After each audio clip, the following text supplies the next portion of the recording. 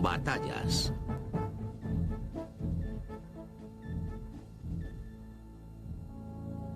La batalla del Rin, segunda parte.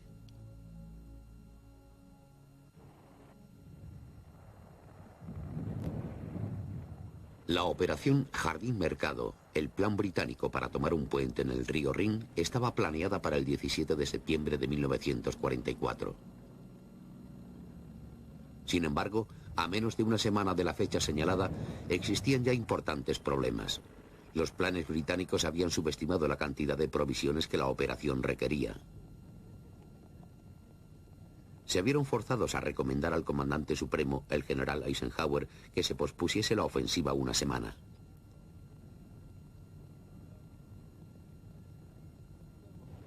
Eisenhower sabía que la resistencia alemana se estaba endureciendo cada día y que cualquier retraso significaría una defensa alemana más fuerte y un mayor número de bajas aliadas. Para el enfado de los generales americanos, ordenó un trasvase de recursos del sur para ayudar en la operación Jardín Mercado.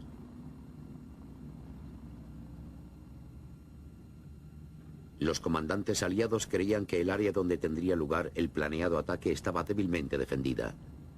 Una persistente niebla sobre los objetivos había hecho difícil el reconocimiento aéreo, y aunque había informes acerca de la existencia de los restos de varias divisiones Panzer en la región, dichos informes fueron desechados. Para el 17 de septiembre, tal y como estaba planeado, 3 divisiones paracaidistas estaban preparadas para saltar muy por detrás de las líneas enemigas.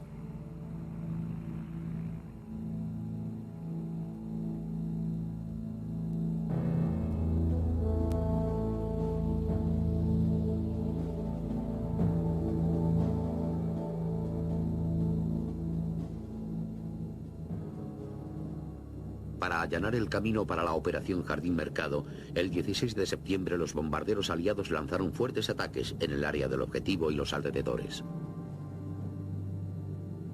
Los barracones del ejército alemán y las defensas aéreas locales fueron golpeadas repetidamente. A la mañana siguiente comenzaron las incursiones paracaidistas. Por una falta de aviones de transporte, las fuerzas paracaidistas tuvieron que ser llevadas en oleadas, aunque esto disminuyera el impacto del asalto.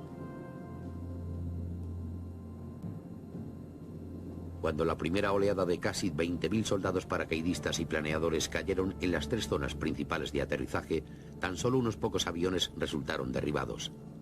Sin embargo, muchos planeadores se perdieron al romperse sus cuerdas de arrastre.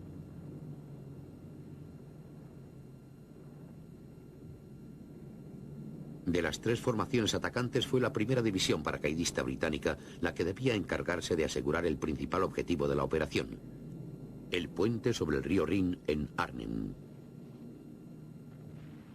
Por miedo a una poderosa artillería antiaérea en los alrededores del pueblo, la primera de paracaidistas había caído a 13 kilómetros de distancia. Existía pues el riesgo de perder el factor sorpresa, pero para empeorar las cosas, por un golpe de mala fortuna, los planeadores perdidos contenían casi todos los jeeps acorazados de la fuerza.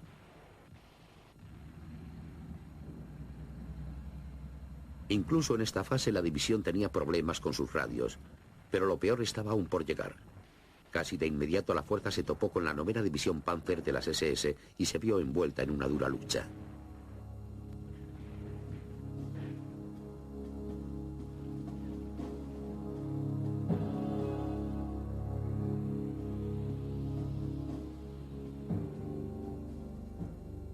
Mientras la primera división paracaidista británica aterrizaba al oeste del puente del Rin en Arnhem, la 82 paracaidista americana había aterrizado cerca de Nijmegen con la intención de tomar los puentes sobre el río Vaal y el Meuse.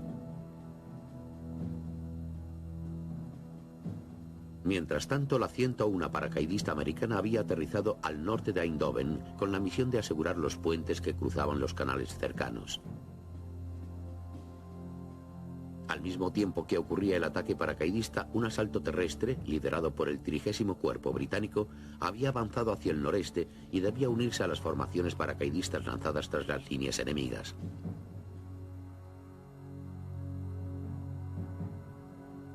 La oleada inicial de la primera división paracaidista que había saltado a las afueras de Arnhem había sido bloqueada por la 9ª División Panzer de las SS en el pueblo de Oosterbeek. Solo 500 paracaidistas del 2º Batallón consiguieron entrar en Arnhem. El batallón tomó el extremo norte del puente del Rin, pero elementos de la 10ª División Panzer de las SS impidieron cruzar y el batallón quedó aislado.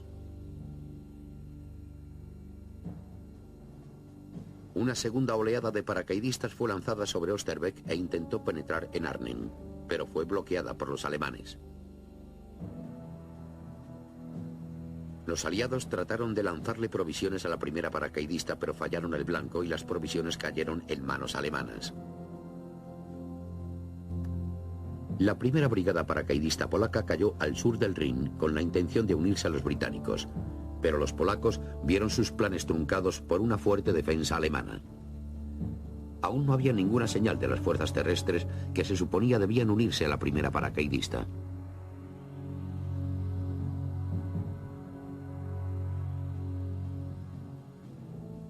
El 21 de septiembre, las fuerzas británicas que ocupaban el cauce norte del puente de Arnhem se rindieron. Habían perdido la mitad de sus hombres. 4 días más tarde, 2000 hombres de la primera división paracaidista que habían sobrevivido a la batalla de Oosterbeek se retiraron volviendo a cruzar el Rin y dejando Arnhem en manos alemanas.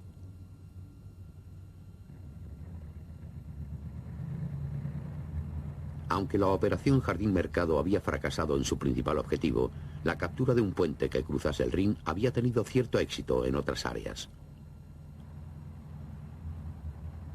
El 13º Cuerpo había relevado al 101 de paracaidistas en Weigel y al día siguiente habían avanzado para unirse al 82 de paracaidistas al sur de Nijmegen. Tras una dura lucha y a pesar de los feroces contraataques alemanes, el 82 consiguió ocupar el puente Baal.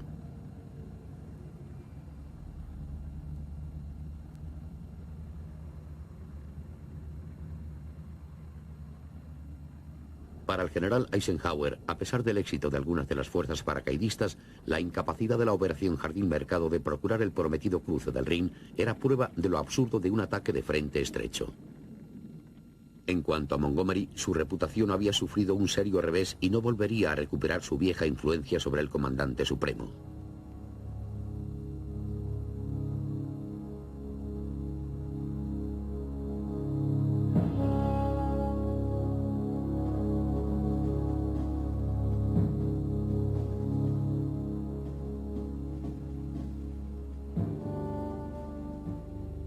A principios de otoño de 1944, el poderío industrial de los Estados Unidos le había dado a los aliados una arrolladora superioridad sobre sus enemigos alemanes. Los aliados occidentales podían colocar 14.000 aviones y más de 2.000 tanques en el frente oeste.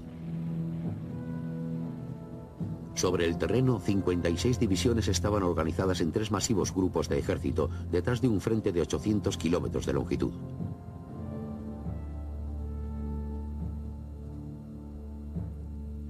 Además de su sobrecogedora superioridad en tierra, los aliados también superaban a los alemanes en número de aviones en una proporción de 25-1. Tanto las Reales Fuerzas Aéreas Británicas como el Ejército del Aire americano tenían un gran número de aviones de ataque terrestre organizados en unidades tácticas.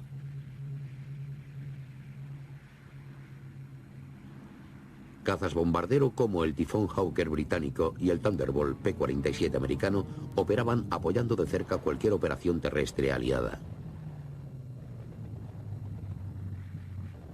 Cuando el clima lo permitía, un gran número de ellos se adentraba tras las líneas enemigas, atacando todo lo que se moviera, privando a los alemanes casi por completo de la posibilidad de moverse de día.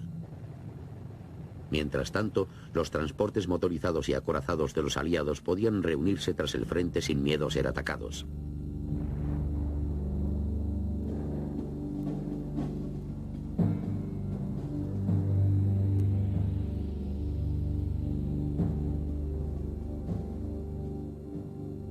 Los tres grupos de ejército del general Eisenhower eran el 21º, el 12º y el 6º.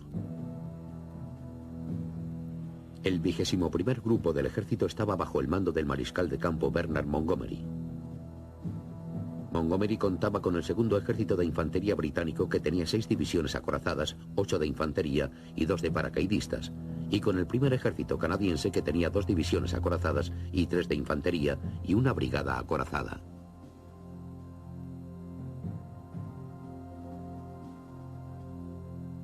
El 12º grupo del ejército estaba bajo el mando del general Omar Bradley. Bradley tenía al primer ejército con 2 divisiones acorazadas y 2 de infantería, al tercer ejército con una división acorazada y 7 de infantería, y al 9º ejército también con una división acorazada y 7 de infantería.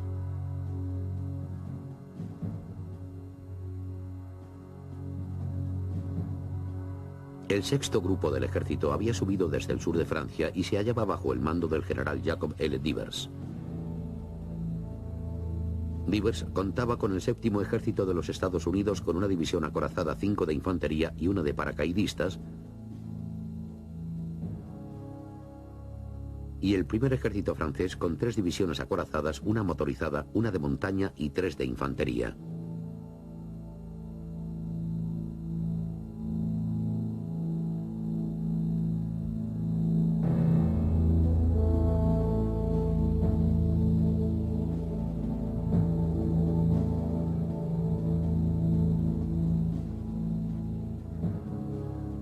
Mientras el avance aliado se veía detenido por la victoria alemana en Arnhem y por los continuos problemas de abastecimiento, la Wehrmacht emprendió la febril tarea de reforzar sus defensas en el oeste. La baja calidad de los reemplazos en general era una seria debilidad. Sin embargo, una formación de alto calibre se creó en septiembre.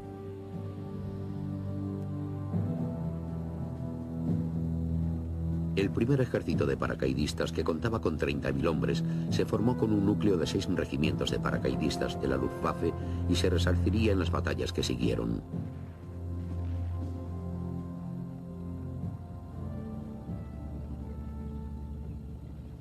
Dado que los grupos del ejército en la defensa contaban con poco más de 100 tanques, la necesidad de refuerzos Panzer era ya desesperada. Si bien se enviaron casi 500 tanques pesados y tanques destructores durante el mes de septiembre en 10 nuevas brigadas, su falta de experiencia pesaría en su contra. Mientras tanto, existían planes para formar un nuevo ejército Panzer, el 6º, que estaría disponible para operaciones ofensivas. Sin embargo, de momento no había suficientes tanques nuevos disponibles.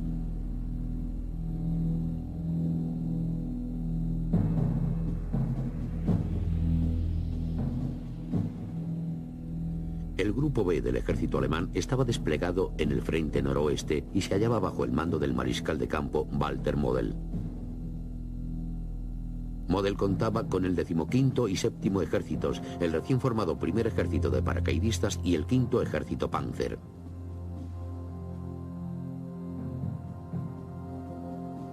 El Grupo G del ejército defendía el sector sur del frente, bajo el mando del general Hermann Balck.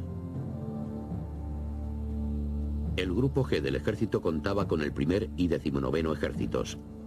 En total, los dos grupos del ejército alemán del frente occidental tenían 6 divisiones Panzer, junto con 10 brigadas Panzer independientes, 9 divisiones de infantería motorizada y 46 divisiones de infantería y paracaidistas.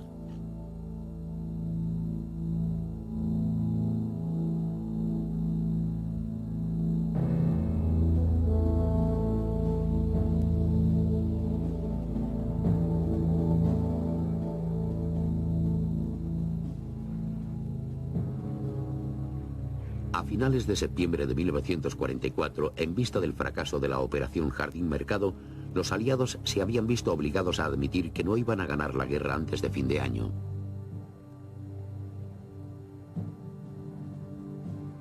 Las provisiones seguían siendo un problema, y mientras los ejércitos aliados se estaban aprovisionando para la siguiente gran ofensiva, los generales tenían que decidir si debían atrincherarse y tomar posiciones defensivas durante el invierno o mantener la presión sobre la Wehrmacht con ataques ininterrumpidos.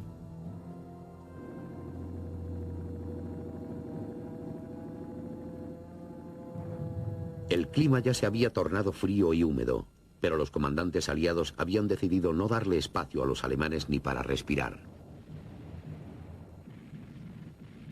Se montaría una ofensiva limitada para empujar el frente hasta la línea de Siegfried. Al mismo tiempo, para abrir el puerto de Antwerp, se haría un esfuerzo concentrado para expulsar a los alemanes que aún permanecían en sus reductos en las islas del estuario de Scheldt.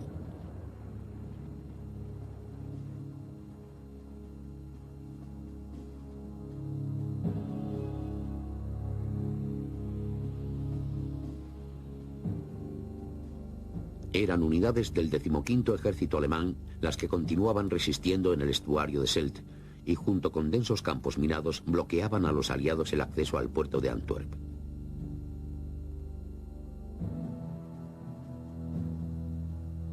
El 1 de octubre el primer ejército canadiense atacó con un avance principal hacia el reducto alemán de Wibelan. La resistencia alemana era decidida, pero para el día 16 Bonsdrecht fue tomada, atrapando a los alemanes en la península. Los canadienses barrieron la costa norte occidental, pero les llevó más de 2 semanas alcanzar y ocupar la península. Los alemanes se vieron obligados a huir a Walcheren.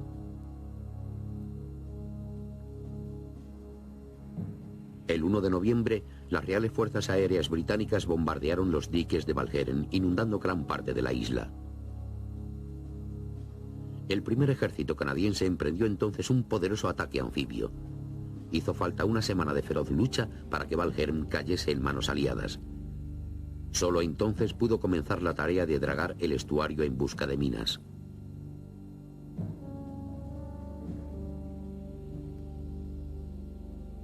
A estas alturas, el frente aliado avanzaba hacia la línea de Siegfried. La línea estaba defendida por el 7º Ejército Alemán en el norte y el primero, el 5º Panzer y el 19º Ejércitos en el sur.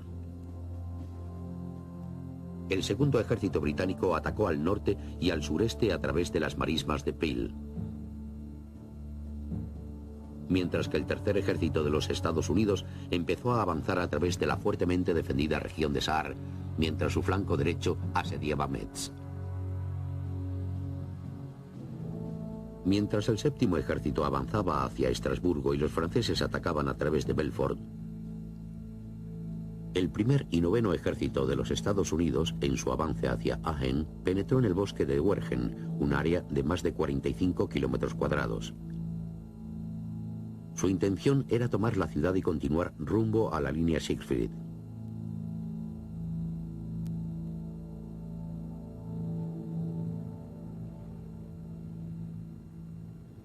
El avance a través del bosque de Wergen a principios de octubre de 1944 debía ser parte de una ofensiva limitada. Lo que nadie esperaba era que se convertiría en una gran batalla y una de las más sangrientas en las que hubieran tomado parte las tropas americanas hasta ese momento.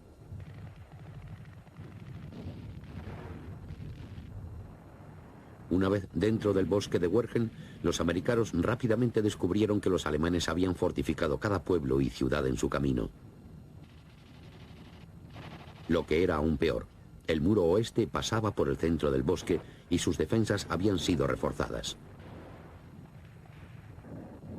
Tampoco podían los americanos recibir ayuda de la habitual superioridad de sus fuerzas aéreas.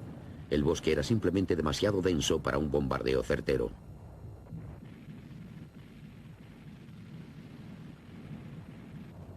La ciudad de Aachen era la más fuertemente defendida de todo el área del bosque de Wergen y uno de los principales objetivos de los aliados. Los alemanes plantaron una decidida lucha, infligiendo fuertes bajas entre los americanos, pero el 21 de octubre Aachen cayó. Fue la primera ciudad alemana en ser tomada por los aliados.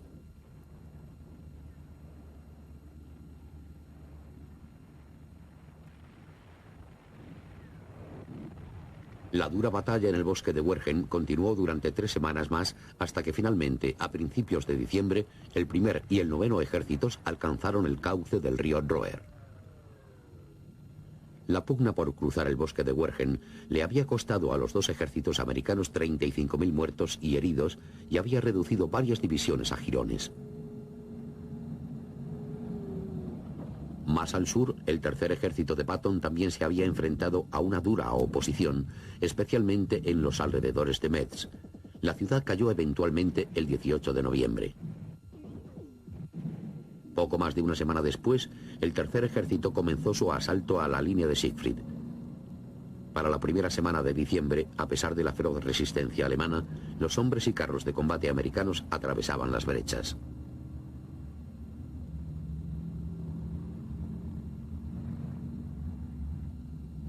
Mientras el tercer ejército había estado luchando para atravesar la línea de Siegfried, el primer ejército francés se había hecho con el control de la región de Belfort y estaba paulatinamente destruyendo al 19º ejército alemán.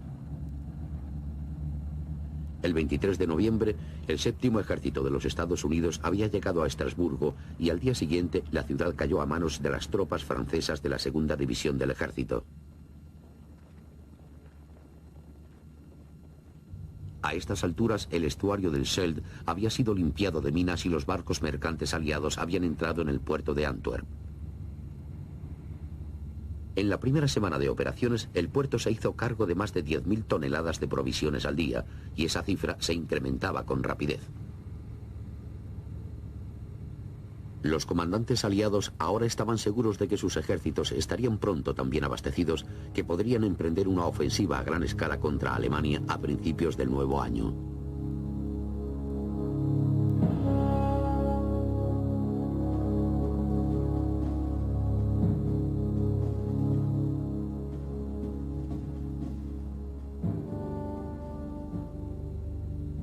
En su avance para conquistar la nación alemana, los aliados deberían cruzar numerosos obstáculos de consideración antes de poder siquiera alcanzar el río Rin. Habiendo penetrado la línea Siegfried por varios puntos, la siguiente gran barrera era el río Roer.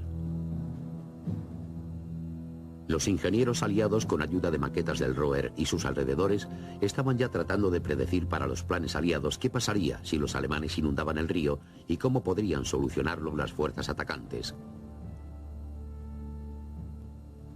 A medida que se diseñaban planes para tener en cuenta estas y otras innumerables eventualidades, los aliados tenían confianza en poder superar todos los obstáculos de este tipo. Lo que ninguno de los comandantes aliados podían sospechar era que los alemanes no iban a esperar de forma pasiva a que comenzara la gran ofensiva. Cientos de miles de soldados americanos que esperaban pasar el invierno en relativa tranquilidad serían las víctimas de uno de los más audaces contraataques de la historia.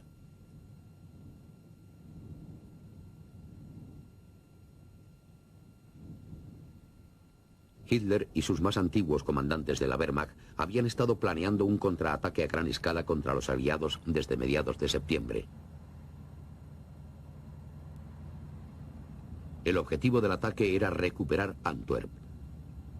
No solo evitarían con la captura o destrucción de Antwerp que llegasen provisiones a los ejércitos aliados, sino que también dividirían a sus fuerzas por la mitad, desmoralizando a la alianza y obligando así a sus líderes a negociar.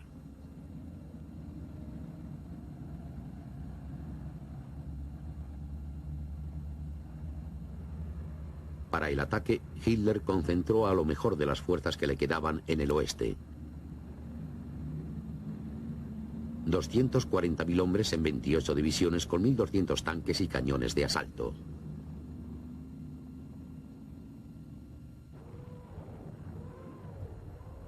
La ofensiva comenzó a las 5:30 del 16 de diciembre con una andanada de 900 cañones alemanes. Una hora más tarde, 3 ejércitos alemanes embistieron a la línea del frente americana.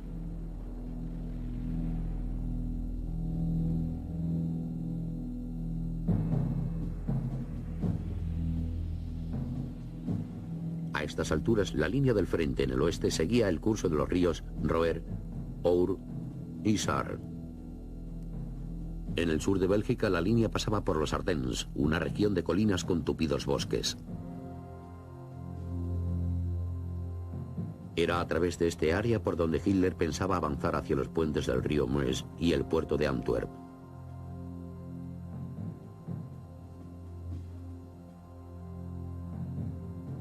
Para el ataque, los alemanes habían desplegado el recién formado sexto ejército Panzer junto con el quinto ejército Panzer y el séptimo ejército, que se enfrentaban a la débil brecha entre el primer y noveno ejércitos americanos.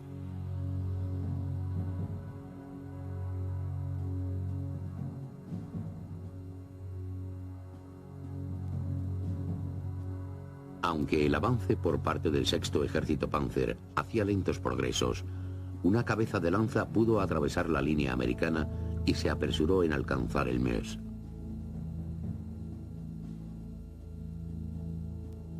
Hacia el sur, el quinto ejército Panzer pudo pasar y llegar hasta Saint-Vith y el importante cruce de carreteras de Bastogne.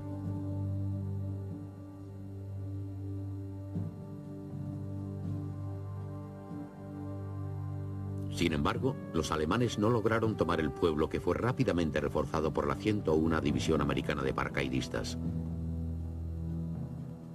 Aunque algunas unidades alemanas rodearon Bastogne y se dirigieron a Metz, el avance principal resultó bloqueado.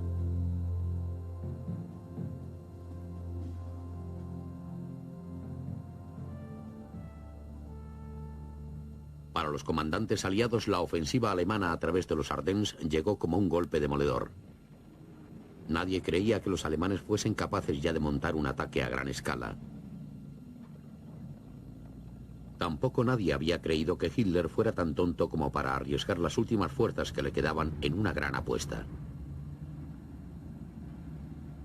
La impresión fue agravada por el uso de las unidades especiales alemanas del atuendo y equipamiento americanos para sembrar la desconfianza y la confusión entre las filas americanas.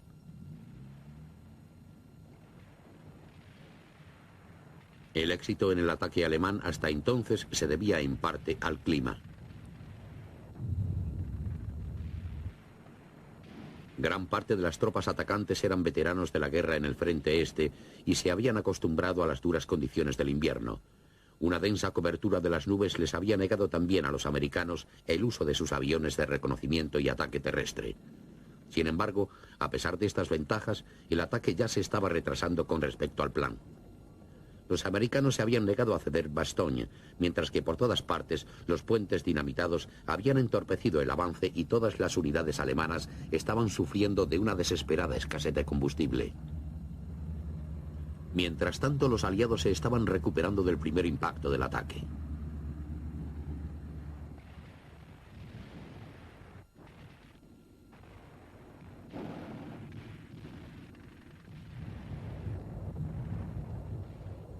Casi de inmediato, Eisenhower se había movilizado para intentar estabilizar la situación en los Ardennes. Aunque enfureció a algunos generales americanos, transfirió el mando del primer y noveno ejércitos de los Estados Unidos de Bradley a Montgomery, que estaba al norte del Bulge y por tanto mejor posicionado para estar al mando.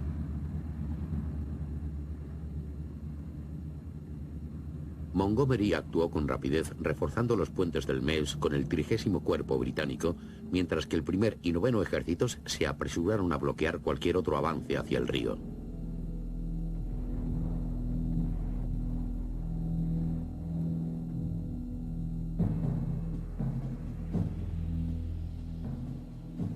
Mientras Montgomery estaba reforzando las defensas aliadas en el norte, el tercer ejército de Patton hizo un giro de 90 grados extremadamente rápido y se lanzó contra el flanco sur alemán.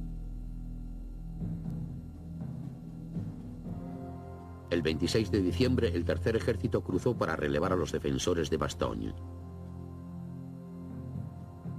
El clima ya había mejorado, permitiendo a los aliados enviar sus fuerzas aéreas, mientras que las de los alemanes se vieron obligados a detenerse en Dinant por falta de combustible.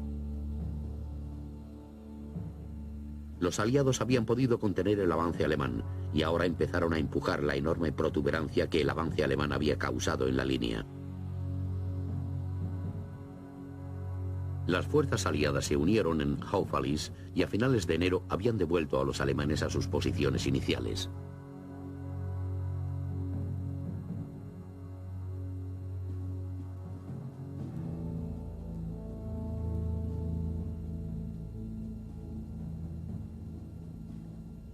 En la lucha que se dio a conocer como la batalla del Bulge, de la protuberancia, los aliados habían perdido a casi 90.000 hombres, muertos, heridos o capturados, casi todos ellos americanos. Los alemanes habían perdido a 120.000, muchos de ellos porque Hitler se había negado a permitir una retirada a tiempo, aun cuando la ofensiva había fracasado claramente. 600 tanques alemanes habían sido destruidos junto con un gran número de armamento pesado de todo tipo. La producción de meses de material bélico del Reich se había sacrificado por nada.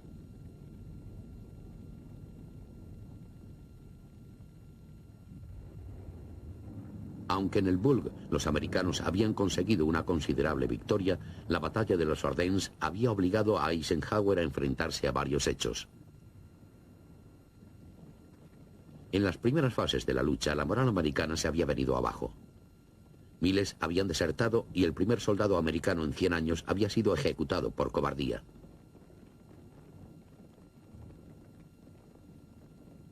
Para el comandante supremo, este era un panorama preocupante y la situación se hacía más difícil por la actitud del mariscal de campo Montgomery.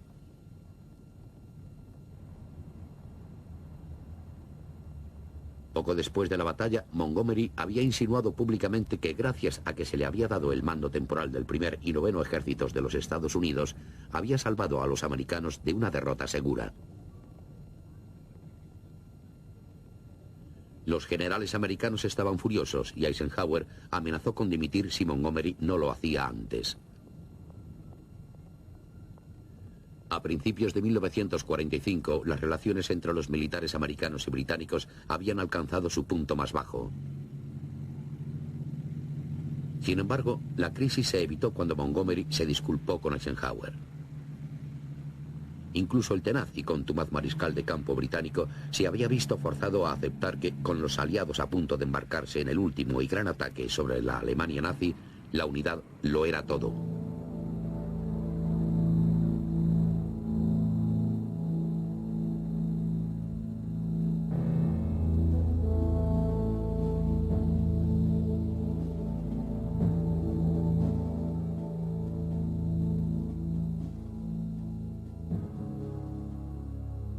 El contraataque alemán en los Ardennes había tenido éxito en retrasar el avance hacia el Rin en 6 semanas.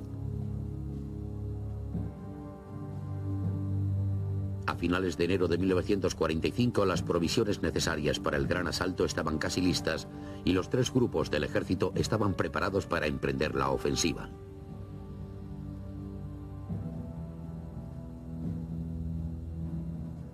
Cada grupo del ejército había trazado sus propios planes para llegar al río Rin.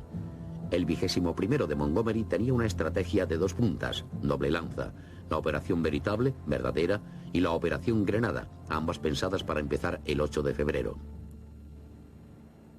Ambas puntas implicaban ataques a través de la región de espesos bosques llamada la Reichswald. Sin embargo, sin que los aliados lo supieran, el primer ejército paracaidista alemán había reforzado fuertemente la Reichswald justo en el camino de la ofensiva. El clima también favorecía a los alemanes. A estas alturas la nieve del invierno había comenzado a derretirse. Las inundaciones y el lodo reducirían considerablemente la movilidad de los atacantes.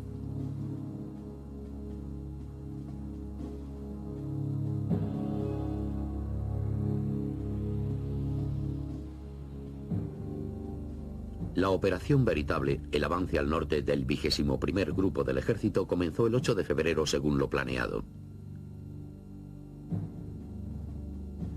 La mayor andanada de artillería jamás vista en el oeste dejó atontada a la primera línea de defensa. Sin embargo, mientras las tropas británicas y canadienses se adentraban en la región del Reichswald, el primer ejército paracaidista plantó una dura pelea aguantando más de una semana.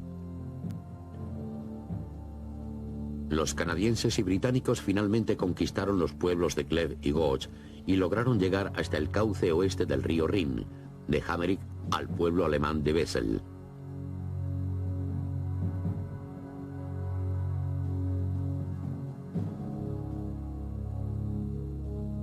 El avance en el sur del 21º Grupo del Ejército, la Operación Grenada, debía llevarla a cabo el 9º Ejército de los Estados Unidos y debía atacar Düsseldorf y Colonia. Enfrentándose a los americanos había divisiones del 15º Ejército alemán. La operación debía empezar al mismo tiempo que el ataque en el norte, pero los alemanes abrieron las presas del Roer e inundaron gran parte de la región.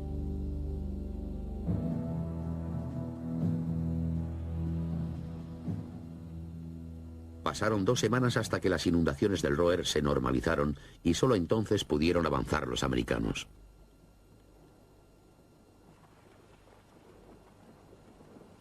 Una vez hubo empezado el ataque, hicieron buenos progresos.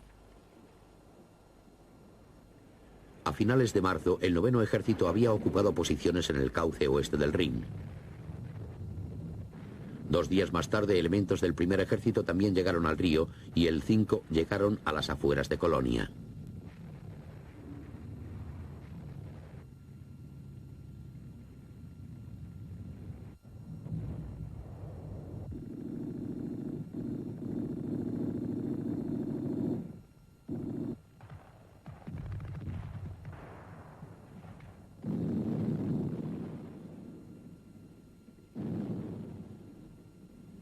La resistencia alemana en Colonia fue particularmente aguerrida.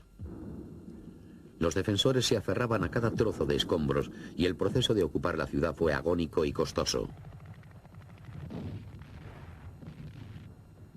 Pasaron 2 días hasta que Colonia finalmente se rindió.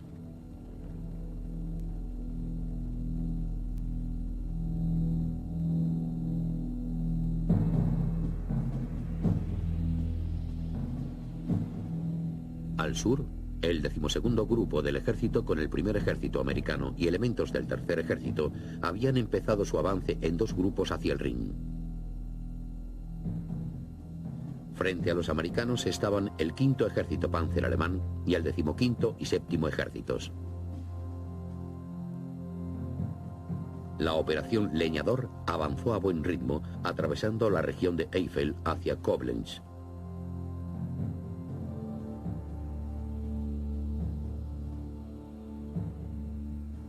A medida que avanzaban los aliados hacia el Rin, pensaban solo en ocupar la orilla oeste. Sin embargo, el 7 de marzo, elementos en el flanco derecho del 1er Ejército de los Estados Unidos se aproximaron al Rin cerca del pueblo de Remagen para descubrir que el puente había sido abandonado intacto.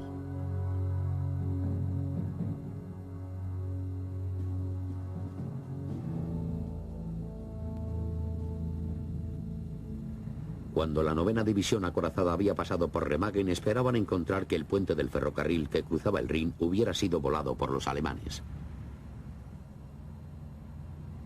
Sin embargo, las principales cargas explosivas de los alemanes no habían sido detonadas y las cargas de reserva, aunque habían debilitado el puente, no lo habían destruido.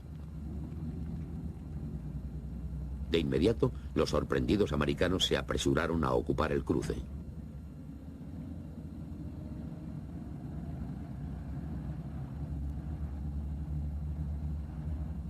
Los comandantes americanos Bradley y Eisenhower habían contemplado la posibilidad de capturar un puente sobre el Rin intacto como algo extremadamente remoto.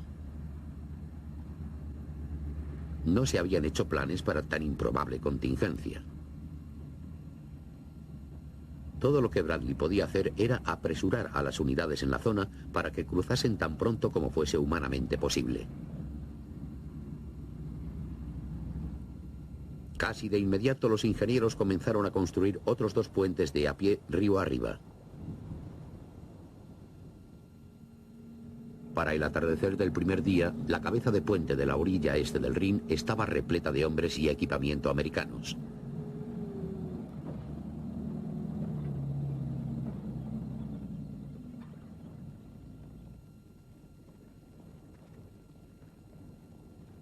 Tampoco se contentó el 1er Ejército con tan solo consolidar la cabeza de puente. Casi de inmediato, una fuerza partió para cortar la vía principal entre Frankfurt y Colonia.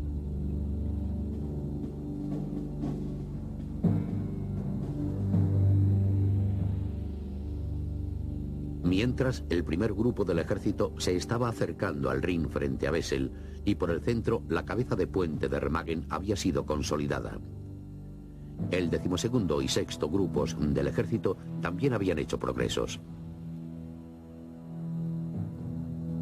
El tercer ejército estaba avanzando hacia Koblenz y el séptimo, junto con el flanco derecho del tercer ejército, habían comenzado la operación Undertown, expulsando al enemigo de un área del Rin entre Koblenz y Estrasburgo. El primer ejército francés había liquidado finalmente el último vestigio de resistencia alemana en los alrededores de Colmar, y para el final de marzo de 1945 los aliados ocupaban una línea que recorría a todo lo largo del Rin.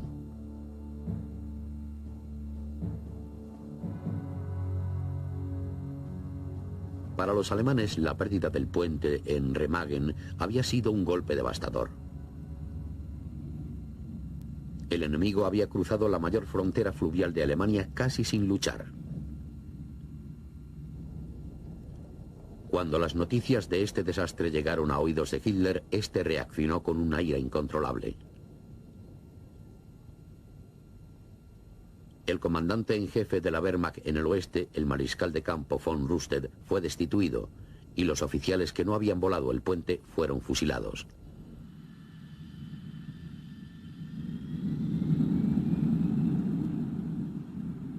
Hitler estaba decidido a volar el puente de Remagen, y por primera y única vez el cohete V2 fue utilizado como arma táctica. Los ataques fallaron. En cualquier caso, nada podía impedir ya una ofensiva aliada masiva a todo lo largo del río Rin y hacia el corazón de Alemania.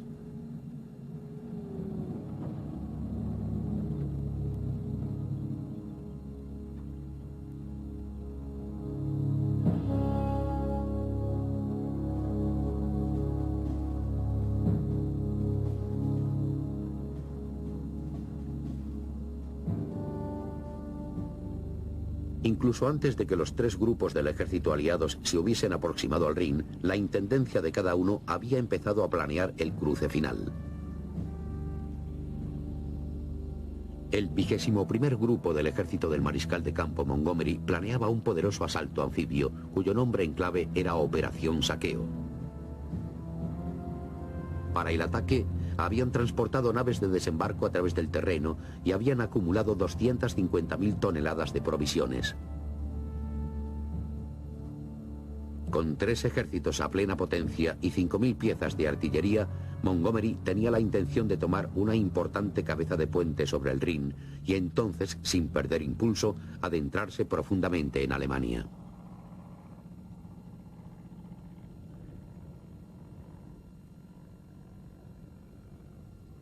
La operación Saqueo se vería reforzada por la operación Varsity, un poderoso asalto por parte de la 17ª División Paracaidista Americana y de la 6ª Británica, con 3.000 aviones y planeadores. Esas fuerzas saltarían al este del Rin para aumentar la cabeza de puente. Las operaciones Saqueo y Varsity se planearon para empezar el 24 de marzo. Mientras que el primer grupo del ejército estaba ultimando los preparativos para su enorme ataque a través del Rin, el 12º grupo del ejército de Bradley, que incluía el tercer ejército de Patton, estaba ultimando sus propios planes. Los hombres de Patton habían alcanzado el Rin más tarde que los de Montgomery y no habían tenido tiempo para acumular cantidades similares de combustible y munición. Patton estaba ansioso por continuar de todas formas. Estaba decidido a superar los logros del primer ejército en Remagen y, sobre todo, cruzar el Rin antes que Montgomery. En mitad de la noche del 22 de marzo, menos de 2 semanas después de que los hombres de Patton llegasen al Rin, la 5ª División logró establecer una cabeza de puente. Patton le había ganado a Montgomery por 2 días enteros.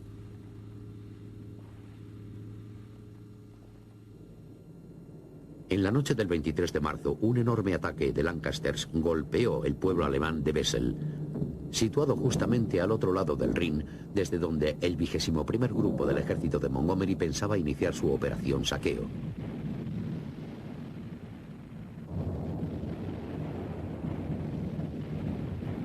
Tras un corto pero intenso fuego de artillería, el cruce anfibio aliado comenzó. Protegidos por una enorme cortina de humo, continuaron cruzando durante la noche hasta el día siguiente. La resistencia alemana era esporádica. A las 9 de la mañana del 24 de marzo empezaron a aterrizar los paracaidistas justo al norte de Wesel.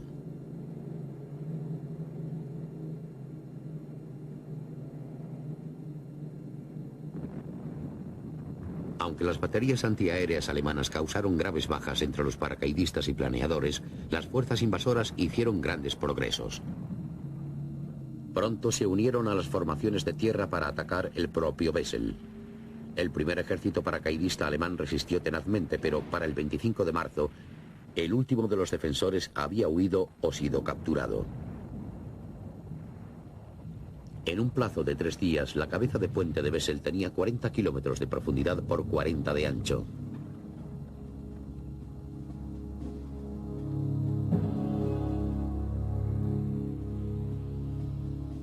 Con la captura por parte del 21º Grupo del Ejército de su cabeza de puente en Wesel, los hombres de Montgomery estaban ahora en el umbral del Ruhr, bien posicionados para tomar el centro industrial de Alemania.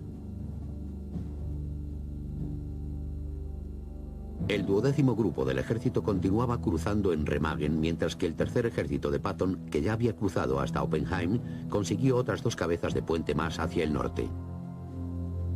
Mientras tanto, el 7º ejército cruzaba cerca de Worms y el primer ejército francés cruzó por Germersheim. Para finales de marzo, la orilla este del río Rin era una cadena de cabezas de puente aliadas.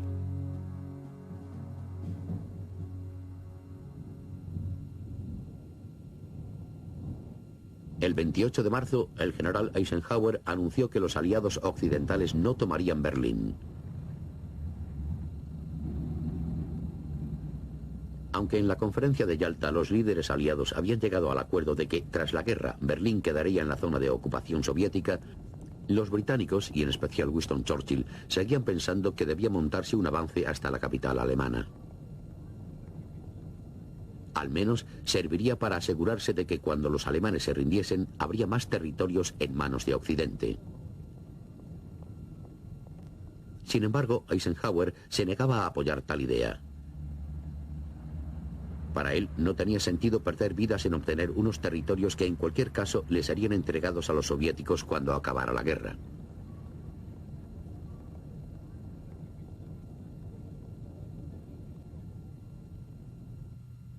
No solo Churchill se sentía turbado por la negativa americana de continuar hacia el este.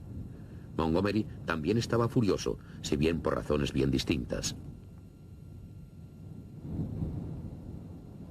La capital alemana estaba en el camino de Montgomery y él estaba ansioso por capturar el mayor premio de la guerra en Europa.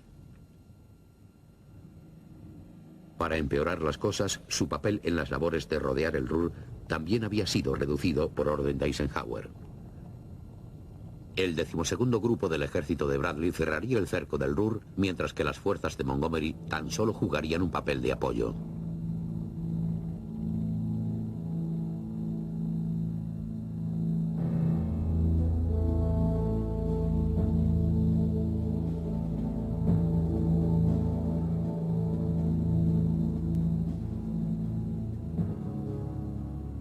Durante semanas, el Grupo B del ejército alemán había sido fuertemente reforzado en la región del Ruhr. Aunque la mayor parte de las industrias continuaban funcionando, el Ruhr a estas alturas había sido prácticamente aislado del resto de Alemania por los precisos bombardeos aliados sobre los centros ferroviarios, puentes y viaductos. Sin embargo, Hitler seguía considerando al Ruhr como absolutamente vital para la defensa del Reich, y todo el área se estaba convirtiendo en una fortaleza.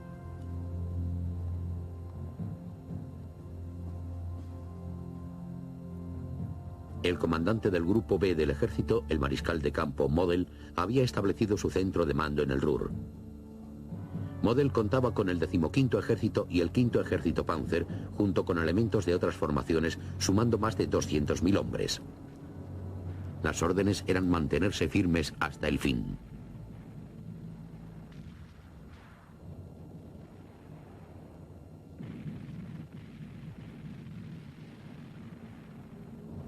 La estrategia aliada para enfrentarse a tal masiva concentración de fuerzas germanas en el Ruhr fue la de cercar el área con dos avances profundos. Empezando el 28 de marzo, 7 ejércitos partieron de sus respectivas cabezas de puente y acometieron contra las defensas alemanas.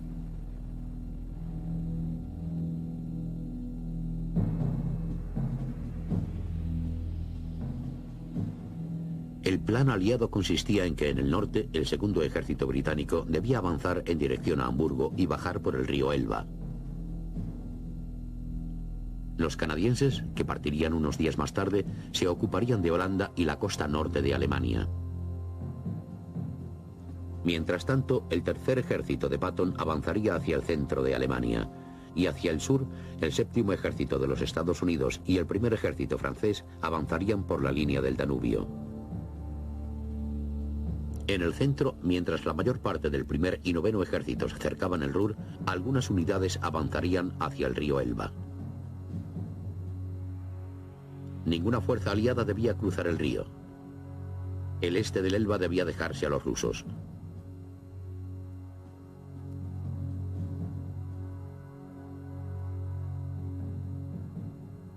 A medida que se abría la ofensiva y el segundo ejército británico avanzaba hacia el noreste, a su derecha el noveno ejército americano embestía al grupo B del ejército alemán y giraba alrededor del Ruhr. Al mismo tiempo, el tercer ejército tomó Frankfurt en contra de una feroz resistencia germana y se unió al primer ejército en Gießen. El 89º cuerpo alemán fue rodeado y se había metido una cuña entre los grupos B y G del ejército. El primer ejército siguió adelante para completar el cerco del Ruhr desde el sur, al unirse al noveno ejército en Lippstadt el 1 de abril. El 15º ejército alemán, el 5º ejército Panzer y la mayor parte del primer ejército paracaidista estaban ahora atrapados en el Ruhr.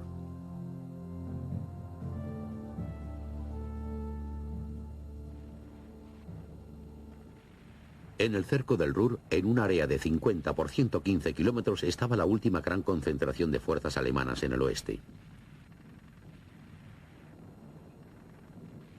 Las unidades atrapadas hicieron un intento tras otro de escapar del cerco, pero sus esfuerzos fueron débiles y descoordinados. Los alemanes estaban también tratando de formar un nuevo ejército al este, el 11º ejército, que pudiese llegar al Ruhr y apoyar a las fuerzas atrapadas, pero no pudieron reunir más que un puñado de divisiones demasiado debilitadas ya. Sin embargo, la súbita aparición de grupos de batalla de las SS desde dentro del cerco, que montaron fieros contraataques, ocasionaron momentos de ansiedad a los comandantes aliados.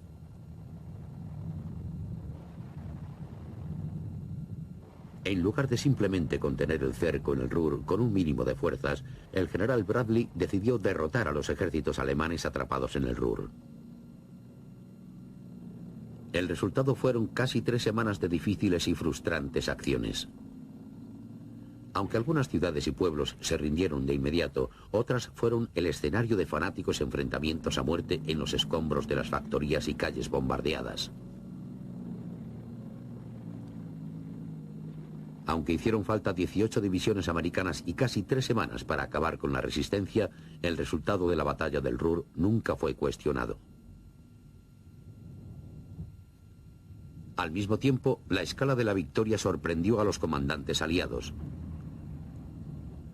Cuando la resistencia alemana finalmente cedió el 18 de abril, 317.000 soldados alemanes fueron hechos prisioneros, incluyendo a 25 generales y a un almirante.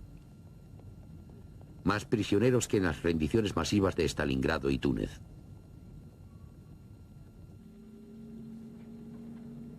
Las fuerzas aliadas se encontrarían con bolsas de resistencia hasta el final, algunas fuertes y decididas, pero nada podría evitar ya que los aliados barrieran el interior de Alemania.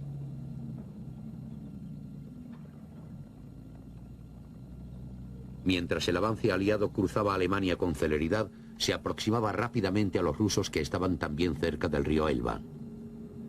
Existía un auténtico peligro de choques entre las unidades de avanzadilla. Para reducir el riesgo, los americanos y los rusos intercambiaron oficiales de enlace y se diseñaron unas señales especiales de reconocimiento. Finalmente, el 25 de abril de 1945, el Ejército Rojo y las fuerzas de Occidente se encontraron cerca de Turgau, en el Elba, cuando unidades del 5º Ejército de Guardia Soviético y la 69ª División del 1er Ejército Americano establecieron contacto. Alemania había sido partida por la mitad.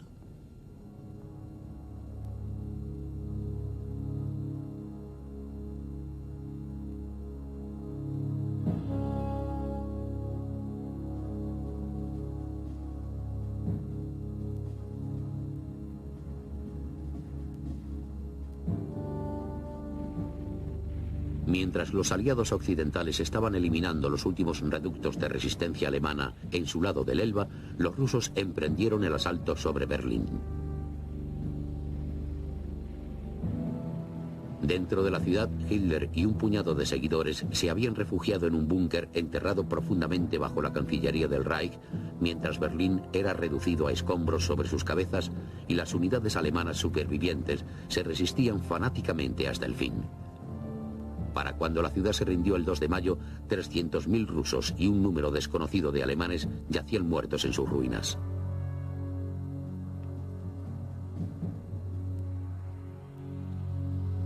Dos días antes de la caída de Berlín, Adolf Hitler se había suicidado en su búnker.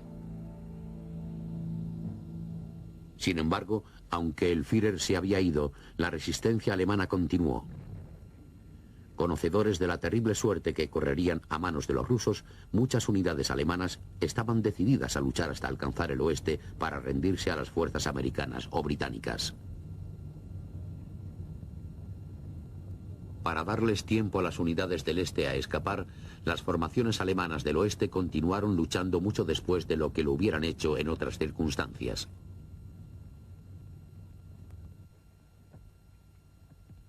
El 4 de mayo, las fuerzas alemanas en el norte de Europa se rindieron incondicionalmente al mariscal de campo Montgomery y 3 días más tarde, las fuerzas alemanas que restaban en el oeste se rindieron a los hombres de Eisenhower. Ese día, Eisenhower anunció que la misión de las fuerzas aliadas había sido completada. La Alemania nazi había sido completamente destruida y tras 6 largos y amargos años, la guerra en Europa había terminado.